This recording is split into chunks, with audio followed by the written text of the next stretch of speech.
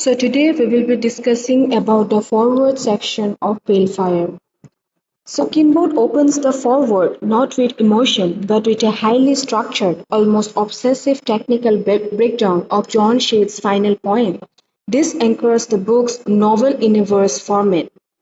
So Kinboard describes the poem Pale Fire as a 999-line work in heroic couplets composed during the last 20 days of Shade's life. He highlights Shade's meticulous habit of writing on 80 medium-sized pink and blue index cards with a remarkably clear hand. He breaks down the structural symmetry of the four cantos. Canto 1 is of 166 lines. Canto 2 and 3 are a matching of 334 lines each, and Canto 4 is left at 165 lines due to Shade's sudden death, rendering it a corrected draft rather than a quote-unquote fair copy.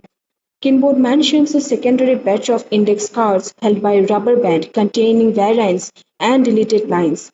He notes that while some were destroyed in the incinerator, he saved 12 cards. Kinboard preemptively defends his editorial authority against an interview published by Professor Shadians, who claimed the poem was complete at 999 lines and did not need Kinboard's sprawling commentary.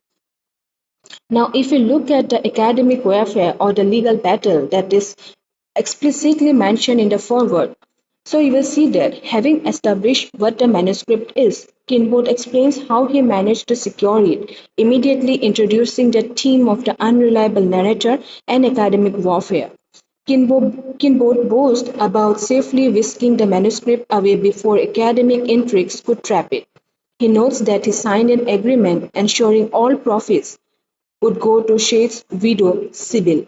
He reveals that Shade's former lawyer called this contract a fantastic farrago of evil, introducing the idea that the outside world views Kinboard with deep suspicion. Kinboard describes fleeing New Year to a cave in Kedar to escape the changeful moods of Sybil Shade. He expressed bitter disappointment that academic peers, referred to as Professor H and Professor C, tried to position themselves as co-editors, forcing him to cut ties with the widow. He reflects on his brief but intense friendship with John Shade, noting the cosmic irony that he rented a suburban house right next door to the celebrated poet. Next, we have the obsessive never and the Moroccan slipper. This is the psychological core of the foreword. Kinboard describes his living arrangement and his deeply invasive habit of spying on the Shade household. Kinboard describes renting Judge Goldsworth's house, complaining about its terrible drowning heating system. He mentions the brutal Jembla, like Winter, and his first interactions with the local campus culture. He recalls his early interactions with Shade at the Wordsmith College Faculty Club, describing his own social awkwardness, his vegetarian habits, and how Shade's witty, iconic remarks both amused and frustrated him. Kinbo details how he could constantly watch Shade's living room window from his own house. He describes watching the rhythmic movement of Shade, quote unquote, brown Morocco sleeper dropping and lifting as a sign of the poet's mental absorption and creative progress. Kinboard admits to inserting himself into Shade's life, intercepting him at grocery stores, riding in cars with him despite Sybil's clear distaste for Kinboard, and ignoring the social boundaries of suburban academia. Kinboard addresses how he was perceived by the university community and attempts to sketch a definitive psychological portrait of his late friend. Kinboard recalls overhearing campus instructors and students mocking his behavior, his appearance, and his closeness to Shade, including a student's kid that openly satirized him. He described Shade's physical presence as a mask. He paints him as looking like a heavy Hogarthian tippler with a grey mop of hair and yellow nails, yet possessing an intrinsic perfection that purified itself through verse. Kinboard recounts a photograph of Shade and drops an ominous cryptic line about a student named Bob who was bound to betray my trust, hinting at the larger political thriller plotline lurking beneath the surface of the novel.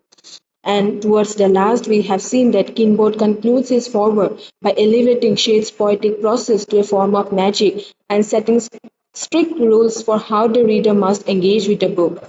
Kinboard marvels at Shade's ability to perceive, transform, and recombine elements of the world into a sudden flourish of magic, comparing his poetic creation to a magician turning a plate into a dove. Kinboard issues a direct command to the audience. The reader must consult his commentary first and then study the poem with the commentary alongside it. He explicitly states that the poem has no reality or context without the information his notes provide. He signs off with his name, date, and current location of exile. Charles Kinboard, October 19, 1959, Kedar, Uttan, leaving the reader at the threshold of the text. So in the next video, I will try to let you understand the Canto 1.